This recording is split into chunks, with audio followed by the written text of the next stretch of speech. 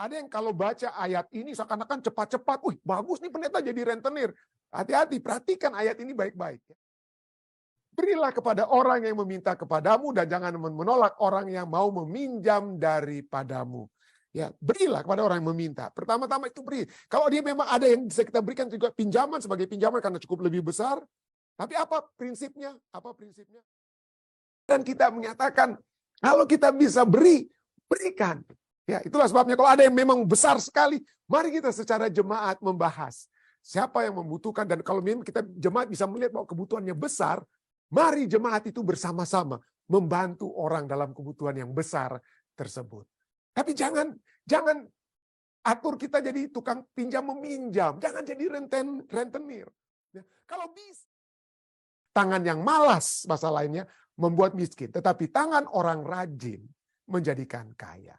Dan di atas semuanya ini, marilah kita selalu ingat, cukupkanlah dengan apa yang ada. Nah, itulah sebabnya pelajaran kita katakan juga apa? Pertanyaannya, jika engkau dengan orang yang memang terpaksa ya dengan lainnya karena kemalangan dan lain sebagainya, jika engkau memberi pinjaman kepada orang lain, seberapa jujur, adil dan baikkah Anda dalam berurusan dengan mereka. Jadi prinsip ini tetap ada. Jadi kita boleh memberikan pinjaman memang kalau memang sudah orang yang sudah malang itu kepepet. Oke.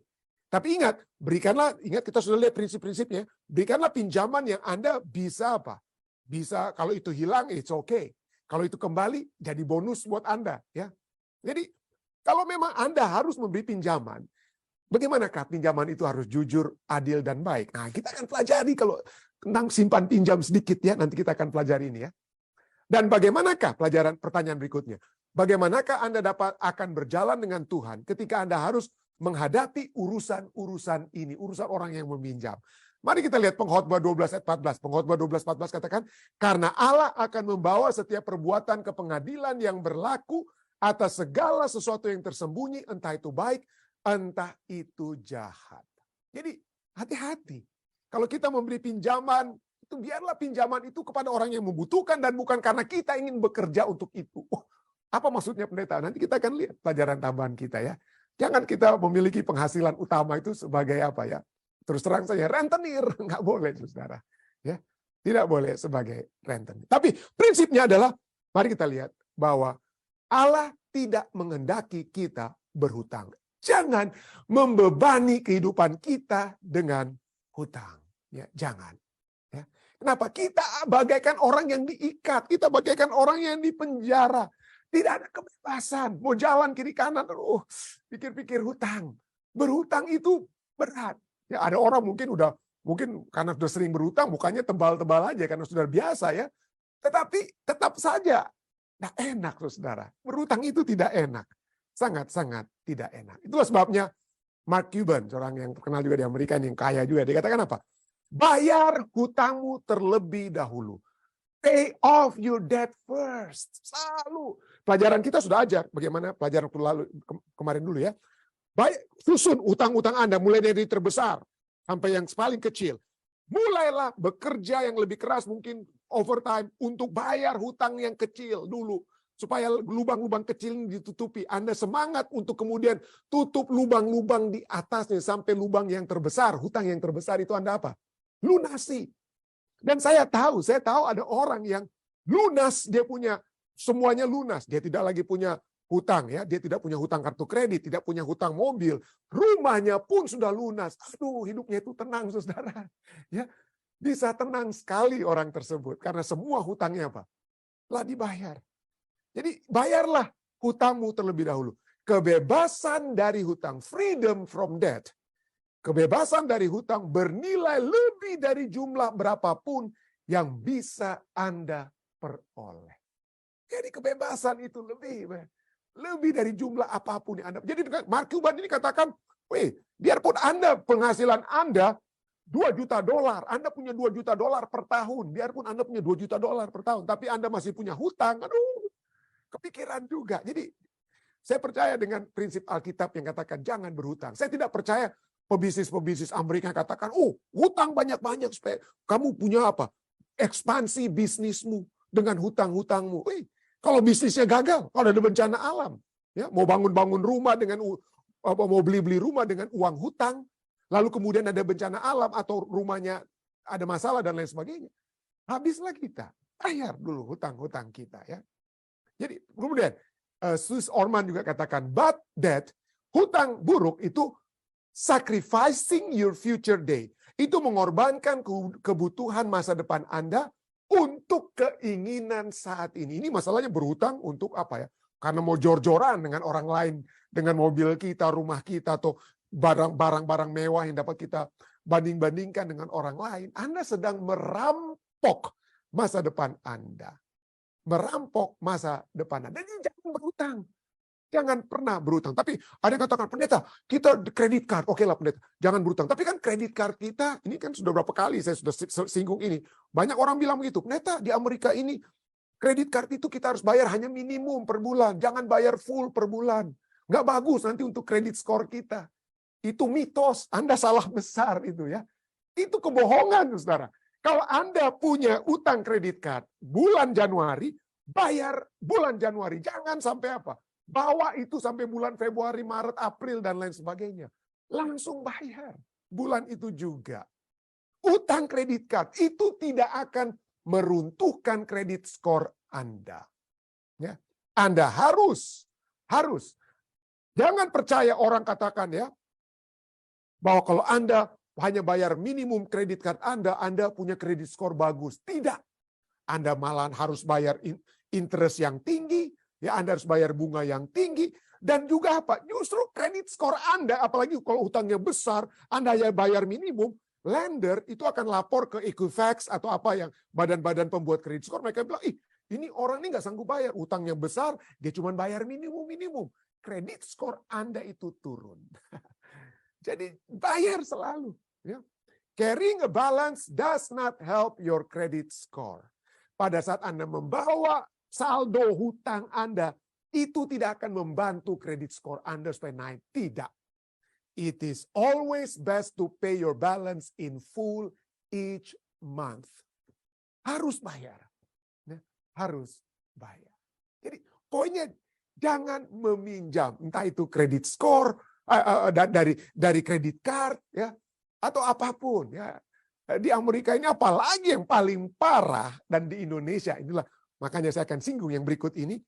Karena banyak orang yang jasa meminjam bisa kita pinjam dari bank, ya, bisa kita pinjam dari bank. Tapi ada orang pikir, aduh udahlah pendeta ribet mau pinjam dari bank.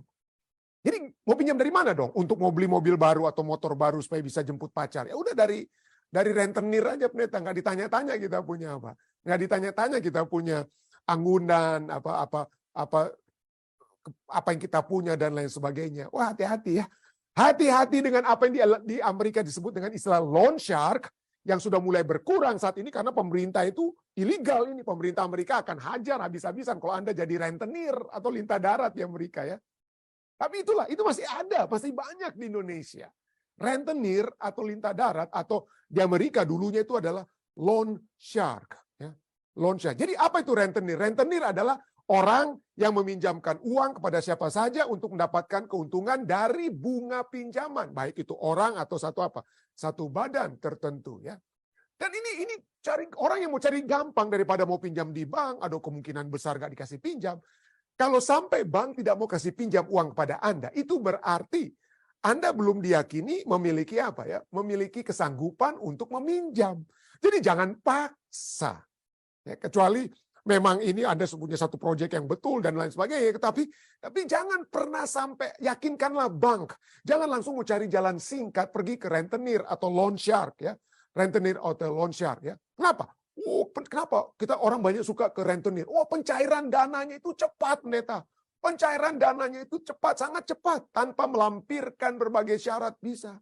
Tanpa jaminan, tanpa anggunan. Nggak perlu tunjuk kiri kanan jaminan atau anggunan. Ya, tidak ada biaya tambahan seperti kalau di bank. Tetapi ada udang selalu di balik batu. If it is too good to be true, don't do it. Ya, kalau itu sangat baik kelihatannya gampang, banyak gampang, ya hati-hati dengan yang gampang-gampang itu ya. Kenapa? Anda akan memiliki bunga aturan yang besar. Ada orang bahkan ada yang per hari 1% hutang Anda, kalau Anda tidak bayar setelah mungkin berapa hari sesuai di itu, per hari ada laporannya 1% atau 1% untuk setiap 12 jam. Waduh, padahal bunga bank itu di Indonesia saya tidak tahu, di Amerika ini kurang lebih 5% per tahun, bukan per bulan. 5% per tahun.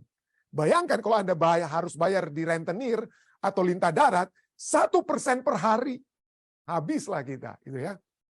Memiliki bunga yang besar itu masalah. Umumnya ditemui di desa-desa, di pasar ya. Dan bisa saja menagih dengan cara yang kasar. Menagih dengan cara yang kasar. Dan nanti kita lihat ya. Dan itulah yang apa ya? Saya pernah mendengar, saya tidak tahu apakah ini betul ya. Ada bahkan umat-umat Tuhan yang bekerja sebagai rentenir. Ya. Di Amerika terus terang saja itu dilarang, itu menjadi illegal. Kenapa? Pada umumnya rentenir di Amerika itu bukan pribadi, tapi itu adalah organized crime groups. Itu adalah sering digunakan apa? Oleh orang-orang apa? Kelompok kejahatan yang terorganisir di Amerika. Kalau Anda tukang main judi dan uang Anda habis dengan judi, biasanya itu ada rentenir loan shark itu apa? Yang pejudi-pejudi itu biasanya pinjam sama mereka. Tapi itu bahayanya itu sangat-sangat hebat ya. Sangat-sangat hebat. Nah, tadi saya sempat singgung gimana ada orang umat percaya yang menjadi rentenir. Boleh enggak pendeta? Dapatkah orang Kristen menjadi rentenir? Ini satu artikel di Christian Question ya. Jawabannya, jangan menghidupkan kehidupan dengan apa? Jangan menghidupkan kehidupan kita dengan membungakan pinjaman. Ya. Jangan membungakan pinjaman. Keluaran 22 ayat 25. Jika engkau meminjamkan uang kepada salah seorang umatku, orang yang miskin di antaramu, maka janganlah engkau berlaku sebagai seorang penagih hutang. Janganlah berlaku seperti rentenir. Janganlah kamu bebankan bunga uang kepadanya. Boleh jadi rentenir, tapi jangan kasih bunga. Jangan ambil bunga. Nah, siapa umumnya rentenir, dari namanya saja rentenir itu harus ada apa ya?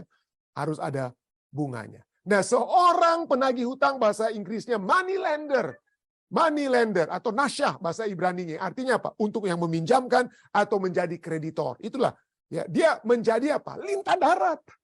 Menjadi lintah darat, rentenir atau lintah darat. Kenapa? Kenapa Alkitab melarang kita tidak boleh pinjamkan uang dan membungakan uang kita yang kita pinjamkan kepada orang lain? Kenapa tidak boleh? Sudah miskin, biasa di Alkitab ya, zaman Alkitab, sudah miskin orang yang mau meminjam oleh sebab kemalangan ya, sudah miskin makanya dia meminjam, dia akan lebih miskin lagi jika harus bayar bunga juga. Ya, kurang kata A-nya di situ dikata bunga ya. Jika dia harus bayar bunga juga, bisa lebih miskin dia. Bisa lebih miskin ya. Oh, mungkin ada yang pikir, ada yang kalau baca ayat ini seakan-akan cepat-cepat, bagus nih pendeta jadi rentenir. Hati-hati, perhatikan ayat ini baik-baik ya. Amsal 28 ayat 8 katakan apa? Orang yang memperbanyak hartanya dengan riba dan dengan bunga, mengumpulkan apa? Riba dan bunga uang itu untuk orang-orang yang mempunyai belas kasihan kepada orang-orang lemah. Jadi kalau Anda baca sepilas seakan-akan Anda yang rentenir, Anda yang hartanya banyak dengan riba dan uang, Anda mempunyai belas kasihan kepada orang-orang lemah. Bukan, hati-hati baca ayat ini. Ayat ini apa? Anda tidak akan menikmati uang tersebut, tapi uang tersebut akan dimiliki oleh orang-orang lainnya yang mempunyai belas kasihan kepada orang-orang lemah. Anda yang tidak punya kasihan kepada orang lemah, Anda kumpul uang tersebut, riba tersebut. Anda kumpul untuk diri Anda, tetapi akan ada satu saat uang hasil riba Anda itu akan dimiliki oleh orang yang lain, orang itu yang akan memiliki belas kasihan kepada orang-orang lemah. Artinya, Anda tidak akan menikmati harta dari bunga uang Anda. Karena kenapa? Karena nantinya orang lain yang memperoleh harta Anda akan mengembalikan kepada orang-orang yang miskin. Itu sebabnya kalau kita lihat dari Proverbs 28:8 dari Alkitab bahasa Inggris ya, whoever, siapa saja yang increases wealth, yang memperbanyak hartanya by taking interest dengan riba or profit from the poor, amasses, yang amasses it, yang mengumpulkan itu, apa dikatakan? You amasses it, kita dikatakan amasses it for another, untuk orang lain yang akan memiliki belas kasihan kepada orang lemah. Jadi di dalam Alkitab rentenir itu tidak boleh dan tidak akan berhasil. Dengan kata lain, ya. Jangan membungakan pinjaman. Ya. Imamat 25, 35-38, apabila saudaramu jatuh miskin, sehingga tidak sanggup bertahan di antaramu karena kemalangan, ya, bencana alam dan lain sebagainya, maka engkau harus menyokong dia sebagai orang asing dan pendatang supaya ia dapat hidup di antara kamu. 36. Janganlah engkau mengambil bunga uang atau riba daripadanya, melainkan engkau harus takut akan Allahmu supaya saudaramu dapat hidup di antaramu. Janganlah engkau memberi uangmu kepadanya dengan meminta bunga. Juga makananmu janganlah kau berikan dengan meminta riba. Jangan hitung-hitungan dengan orang yang miskin yang berdatang, ya. Ayat 38. Kenapa? Apa dasarnya? Karena Tuhan bilang, kamu dulu miskin. Kamu dulu itu budak di Mesir. Aku bawa kamu keluar. Ya. Kamu orang miskin. Jadi jangan, aku berkasihan kepada orang miskin. Aku berkasihan kepada kamu yang miskin. Maka kamu juga harus berkasihan kepada orang lain yang miskin. Seperti aku yang mengasihani kamu. Ayat 38, Tuhan katakan apa? Akulah Tuhan Allahmu yang membawa kamu keluar dari tanah Mesir untuk memberikan kepadamu tanah Kanaan supaya aku menjadi Allahmu. Ya, aku menjadi. Jadi sekali lagi jangan membungakan pinjam. Oh, Anda kata, pendeta itu kan di perjanjian lama, perjanjian baru kan boleh kita jadi rentenir. Siapa bilang? Siapa bilang? Nggak boleh. Matius 5:42. Berilah kepada orang yang meminta kepadamu dan jangan menolak orang yang mau meminjam daripadamu. Ya, berilah kepada orang yang meminta. Pertama-tama itu beri. Kalau dia memang ada yang bisa kita berikan juga pinjaman sebagai pinjaman karena cukup lebih besar. Tapi apa prinsipnya? Apa prinsipnya? Ayat yang sama ini kemudian muncul juga di Lukas, ya. Ya, dalam konteks yang sama. Lukas 6 ayat 30 sampai 35 sampai 36. Berilah kepada setiap orang yang meminta kepadamu dan janganlah meminta kembali kepada orang-orang yang mengambil kepunyaanmu, yang pinjam, dengan kata lain, ya. Termasuk itu dia. Tetapi kamu, ayat 35, tetapi kamu kasihilah, bahkan apa? Musuh-musuhmu dan berbuatlah baik kepada mereka. Bayangkan, lebih hebat lagi ini perjanjian baru. Perjanjian lama pada orang-orang yang seiman, orang Israel, ya. Tapi sekarang Yesus perlebar. Berikan kepada apa? Bahkan musuh-musuhmu. Ya, kasihilah musuh-musuhmu dan berbuatlah baik kepada mereka dan pinjamkan dengan tidak mengharapkan balasan. Oke, ya itulah sebabnya prinsip Alkitab. Kalau kita bisa berikan, pertama kali kita berikan. Kalau memang pinjaman itu lebih besar, berikan pinjaman tanpa harus pikir, aduh, dia harus kembalikan. Kalau dikembalikan, puji Tuhan, jadi bonus buat Anda. Tapi kalau tidak, biarlah itu bagaikan apa? Pemberian juga, dengan kata lain. Pinjamkan dengan tidak mengharapkan balasan. Maka upahmu akan besar dan kamu akan menjadi anak-anak Allah yang maha tinggi. Sebab ia baik terhadap orang-orang yang tidak tahu berterima kasih dan terhadap orang-orang jahat sekalipun Tuhan baik. Oleh sebabnya itu apa? Karena Tuhan baik kepada orang yang jahat, maka kita juga harus mengasihi musuh kita. Itulah intinya, ya. Itulah sebabnya ayat 36 katakan, hendaklah kamu murah hati sama seperti Bapamu adalah murah hati. Jadi pelajaran kita menyatakan kalau kita bisa berikan. Ya, itulah sebabnya kalau ada yang memang besar sekali, mari kita secara jemaat membahas siapa yang membutuhkan, dan kalau memang kita jemaat bisa melihat bahwa kebutuhannya besar, mari jemaat itu bersama-sama membantu orang dalam kebutuhan yang besar tersebut. Tapi jangan atur kita jadi tukang pinjam meminjam, jangan jadi rentenir. Ya, kalau bisa sebisa-bisanya kita sekalipun, jangan kita menjadi peminjam, orang yang minta untuk meminjam dari orang lain. Kenapa? Bahkan anggota keluarga sendiri tidak baik untuk pinjam meminjam. Artikel demi artikel orang dunia, ya, katakan apa? That lending money to friends and family is a bad idea. Ini artikel demi artikel, ya. Meminjamkan uang, ya. Meminjam kepada keluarga, sahabat, itu adalah ide yang buruk. Jangan ada bunga, ya. Wah, makanya Anda bilang, waduh puji Tuhan pendeta ya, pelajarannya tidak boleh kita pinjam meminjam, jangan sampai ada bunga. Ah, ini bagaimana nih pendeta? Ada satu praktek yang sering kita lakukan di Indonesia, bahkan di jemaat, yang tidak ada bunganya pendeta, tapi itu seperti simpan pinjam. Apa itu pendeta? Nah, itu arisan. Arisan ya, itu sering kali kita lakukan ya di jemaat ya. Tentu saja saya tidak pernah larang arisan, tapi harus ada yang kita pertimbangkan ya.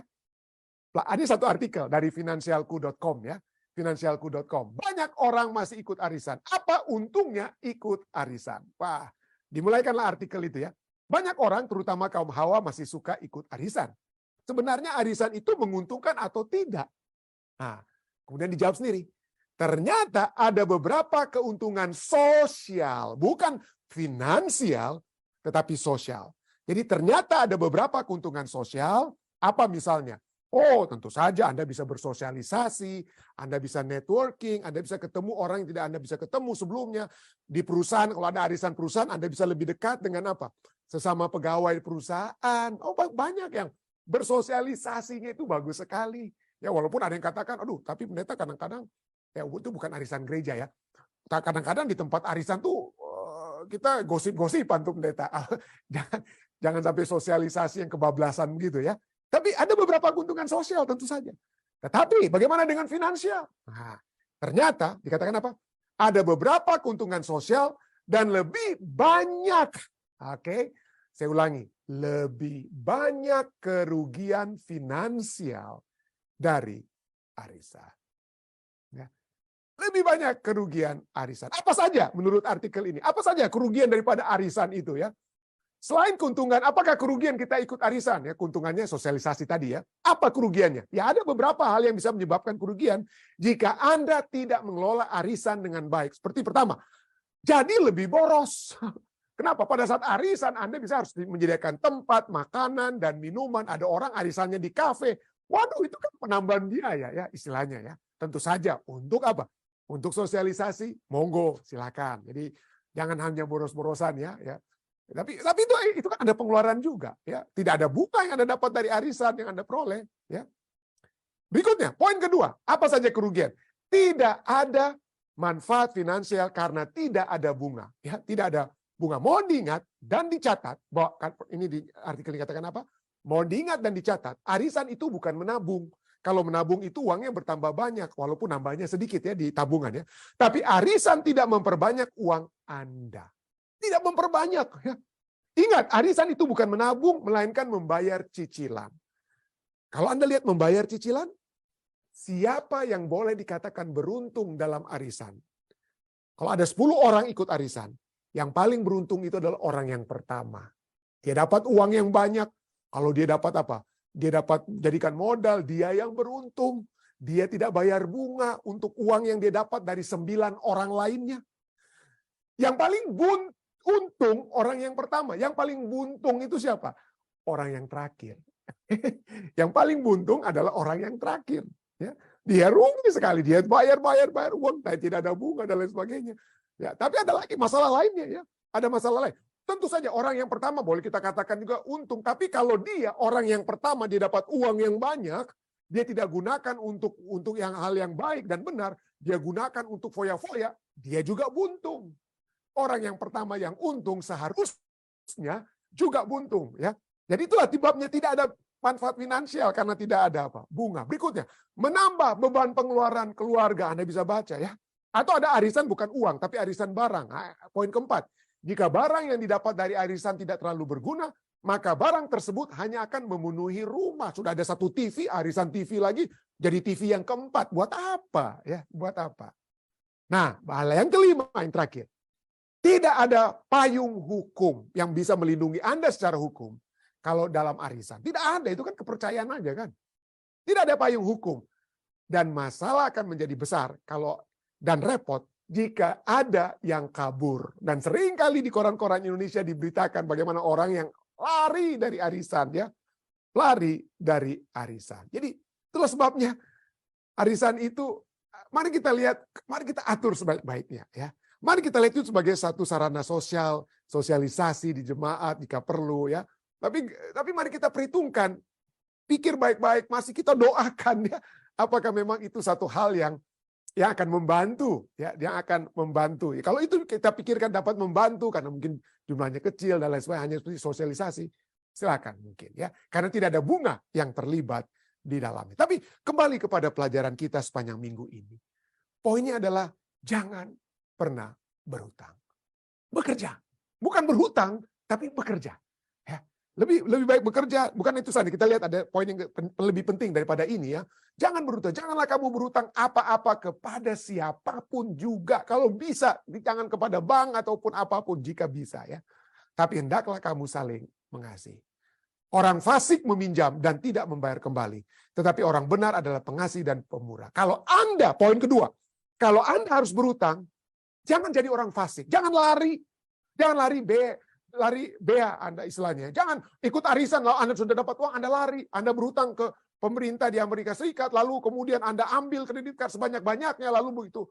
Tiba-tiba Anda pulang ke Indonesia, utang kredit card di Amerika Anda tinggalkan. Oh, hati-hati saudara ya. Jangan kita lakukan seperti itu. Ya. Tuhan melihat semuanya. Orang fasik meminjam dan tidak membayar kembali. Kita disebut sebagai orang fasik. Ya, orang yang jahat, orang berdosa. Ya. Itulah minta pengampunan dari Tuhan jika itu telah terjadi dalam kehidupan kita. Itulah sebabnya diminta kepada kita untuk hiduplah dengan usaha sendiri. Hidup dengan kerja keras. Amsal 10:4 katakan, tangan yang lamban membuat miskin. Tangan yang lamban, tangan yang malas, bahasa lainnya, membuat miskin. Tetapi tangan orang rajin menjadikan kaya. Dan di atas semuanya ini, marilah kita selalu ingat, cukupkanlah dengan apa yang ada. Cukupkanlah dengan apa yang ada. Ibrani 13 ayat 5. Janganlah kamu menjadi hamba uang dan cukupkanlah dirimu dengan apa yang ada padamu. Cukupkanlah dengan apa yang ada padamu. Karena Allah telah berfirman, aku sekali-kali tidak akan membiarkan engkau dan aku sekali-kali tidak akan meninggalkan engkau. Jangan khawatir tentang uang. Jangan menginginkan uang. Jangan menginginkan untuk jadi cepat kaya atau jadi kaya sekalipun. Jangan. Percaya kepada Tuhan. Saya bawa ini dalam nama Yesus.